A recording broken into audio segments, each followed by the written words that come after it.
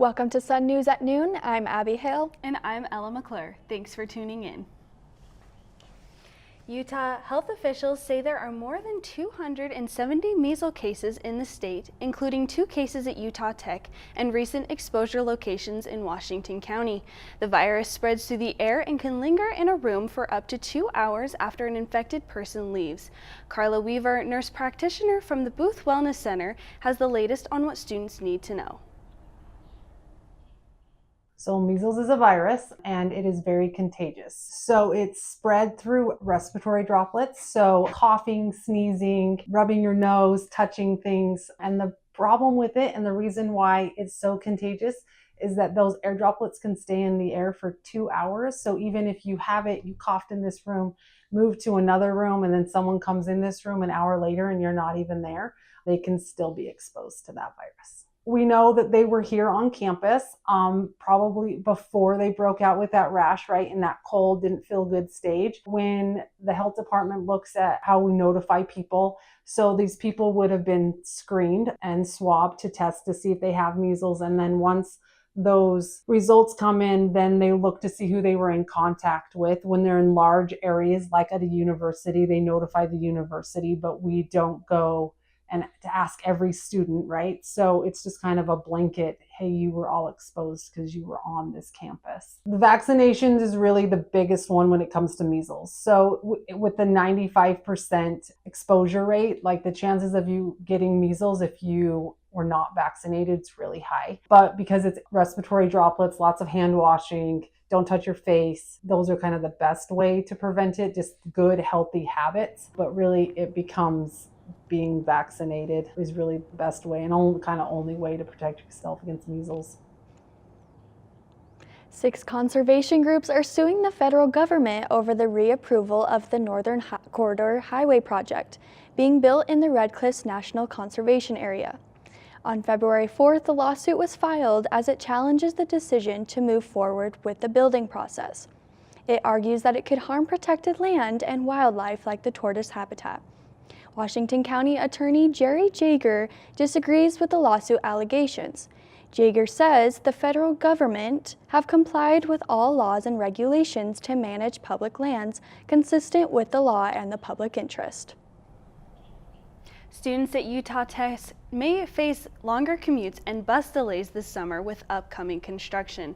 According to the Utah Department of Transportation, roadwork will start on Interstate 15 between St. George Boulevard, Bluff Street, and Main Street this summer and continue through 2028.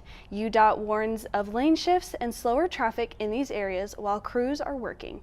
The construction is designed to improve roads, but students should plan extra time to get to classes. A Washington County judge sets a $100,000 bail on Friday for a Brigham Young University football player who was charged with the first-degree felony of sexual assault in St. George. The defendant, Parker Kingston, was granted bail with conditions, including wearing a GPS monitoring device and having no contact with the alleged victim. Title IX Coordinator Hazel Sansbury speaks on the resources we have here at Utah Tech for anyone who may need support.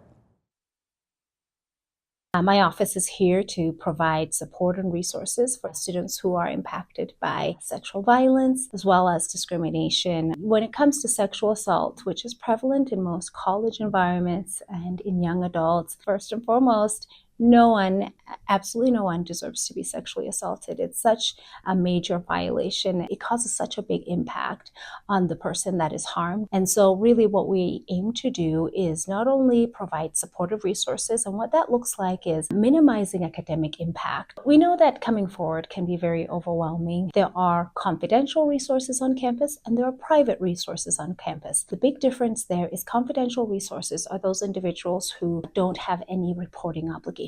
And so that includes our mental health counselors in the Booth Wellness Center. We also have representatives from the Dove Center. You don't have to know what you want to do.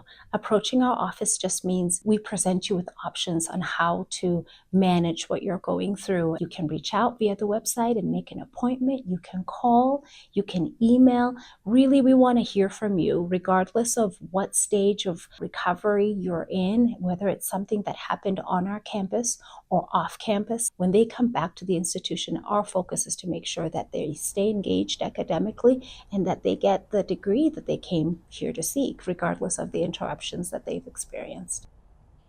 St. George city leaders are seeking $20 million from the Utah legislature to expand the St. George Regional Airport Terminal. Mayor Jimmy Hughes and City Manager John Willis say the $100 million project would double the size of the building, add 4 gates, expand security, ticketing, and baggage areas. Design work is expected to continue through 2026, but the state funding request is still under review. The Black Desert Resort is continuing its expansion in Ivins, creating new employment opportunities for students. Black Desert is a partner in Utah Tech's Hotel and Resort Management Program, which offers students hands-on learning at the resort that prepares them for careers in hospitality and tourism. The resort revealed plans for 7 new restaurants, a luxury spa, 500 available rooms, and a convention center, with the overall development costing $2 billion. The construction for these projects is expected to be done in 2027. Well, Ella, I'm really excited for those new developments at Black Desert. Yeah, no, I can't wait to book a spa day. That sounds really nice. After the break, Gage Lesh will bring you the latest Trailblazer highlights. Welcome to Utah Tech University. From classrooms to cliffs and lectures to lakes.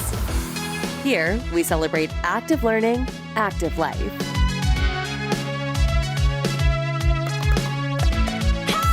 Our Trailblazers learn by doing, are career ready, and solve real problems with real partners to meet community needs. Here, students get the full college experience and choose from 300 affordable academic programs.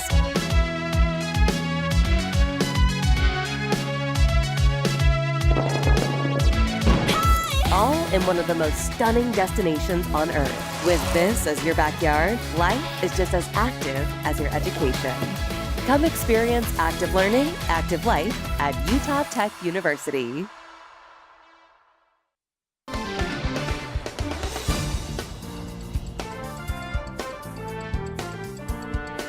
Utah Tech women's tennis lost against Idaho State University at home 5-2. The Bengals took both double sets and 3 of the 5 sets in singles play. The lone wins for Utah Tech came in the 3rd set and the 5th set by Maya Inoue and Cameron Hendricks. The Trailblazers will travel to Las Vegas to take on Colorado University Saturday at 3 p.m. Get out your brooms because Trailblazer baseball swept the University of California Riverside in a 4-game series over the weekend. This marks the first opening sweep for Utah Tech in 6 years.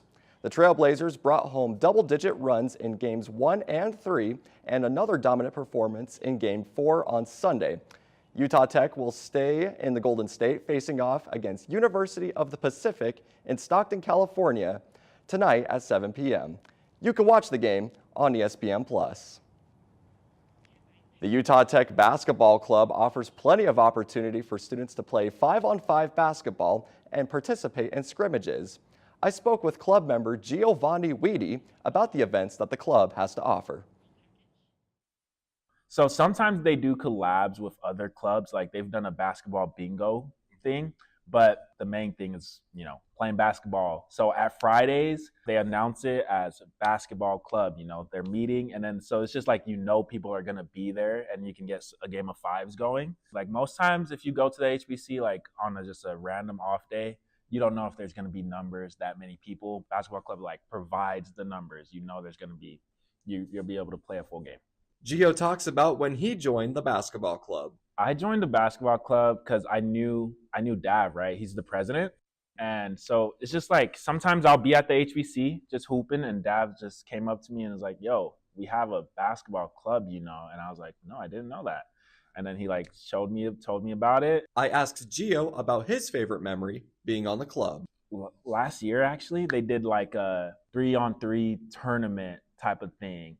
And the winner got these nice Nike bags, basketball bags, and my team won that. So that was probably my best moment. Finally, Gio talks about the state of the club and its future.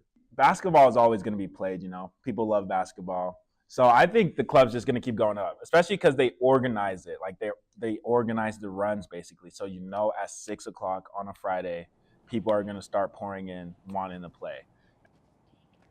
Everyone is welcome to hit the court on Fridays at 6 in the Human Performance Center and put their skills to the test. And speaking of basketball, let's talk about men's basketball for a minute. Tied for first in the WAC. Hello. Now, do you guys think that there will be some potential madness here in St. George pretty soon? Yeah, I've heard the teams are doing super great, so I can't wait to cheer them on and see what this madness brings. I grew up watching basketball, so I'm excited to start filling out my bracket. That's it for this week's edition of Sun News at Noon. We will see you here next week, same time, same place. Have a great week, Trailblazers.